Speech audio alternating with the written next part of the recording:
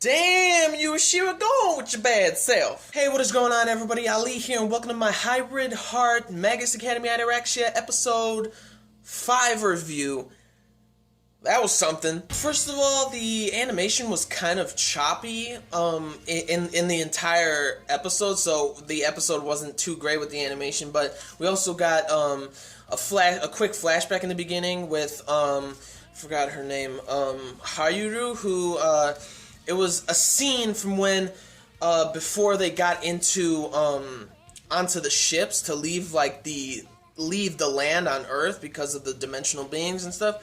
And she's talking to this little girl, and this little girl's scared, and she's saying, like, I'll protect everyone and stuff.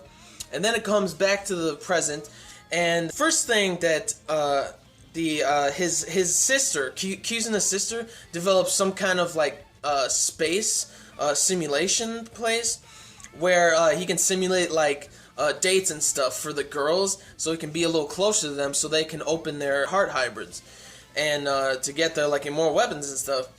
And so she's like, why don't you test it out on Hayuru, because she's the one who doesn't want to be near him and stuff, because she doesn't think she deserves that kind of stuff. So come trying to test it out, he tests it out on Yurishia, and turns out she likes that S&M stuff. She's like that dominatrix. You know, Yurishia going with that kinky shit, you know what I'm saying? Closet perv, I didn't know she was one of them S&M people, you know what I'm saying? In the simulation, he went to like that was like a 50 Shades of Grey place, with like a chamber with like whips and stuff, and her excitement kind of got up a little bit, and she's saying like, oh, this place is like pervy and stuff. I don't want to be in here. Can you please switch the simulation? So then he decides to put on like some dominatrix thing on her, like suit, like on her, and then he puts one on. I guess Kizuna also likes some of that dominatrix stuff, you know what I'm saying? And then she gets like really excited, and I think something that would have been even more funny was that he was, excuse my language, that he would be the bitch. She would be like whipping him and stuff, but that wasn't the case because, you know, he's trying to excite her. And so they did the heart hybrid. Did not expect her to be a closet perv. She's like a freaking closet perv. Hilarious stuff. And then they hear like a radio signal in Guam or something. So Amaterasu, Team Amaterasu is gonna go there and stuff. And it was kind of funny that Ain and Yurishia are just like, they're fighting over Kizuna because Yurishia wants her immoral weapon, and Ain already has hers, so they're like fighting over him. And then Hayuru is the one who's just tsundere, doesn't want to deal with it because I don't think she doesn't think that she deserves that kind of stuff. It's funny because there was a part where this guy was asking this girl out by a tree at the school, and then she's like, hey, you guys can't do it, that's like immoral, you get out of here and stuff. And literally the exact same thing happens to her from Kizuna, literally like 5 seconds after, which I thought was pretty funny. Later on they get to Guam, and then they find out that it was just some faint radio signal that was going on over there, and they're trying to figure out what's going on and stuff. And then all of a sudden, some girl comes, and turns out she was the one at with the giant fleet, like with the aliens, the dimensional beings, the one who blocked that giant cannon fire that Ain shot. And it turns out she is also wearing a hybrid gear, and she's from the other dimension. I think they called it Batlantis, the city of Batlantis, and over there the majority of Earth is taken over by them. And when they're fighting this girl, they can't do anything about her. They're like, she's just blocking everything and stuff.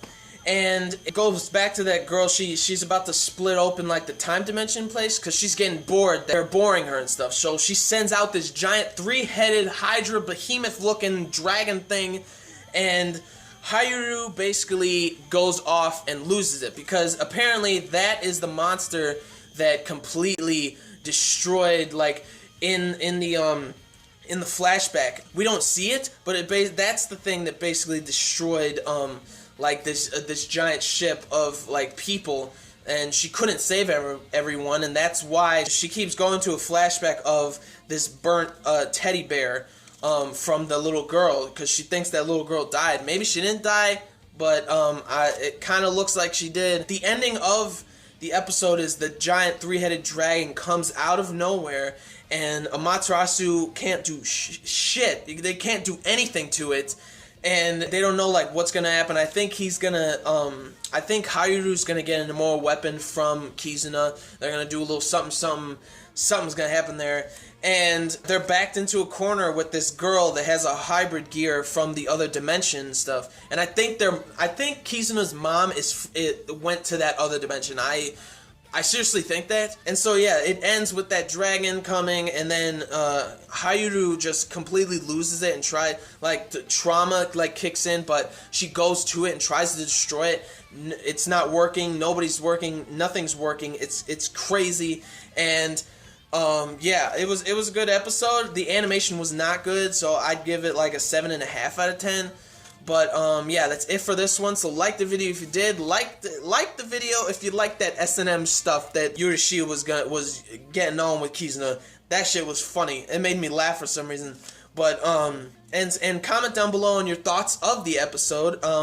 What you think's gonna happen next episode? About is somebody else gonna get in more weapon besides Ein? And, you know, subscribe to my channel for more reviews, vlogs, unboxings, live reactions, and theory discussion videos, and things like that. So, gentlemen, stay classy, ladies, stay sassy, but most importantly, everybody, you gotta stay a little nasty, alright? So, peace and love, and I will see you all later with the next video.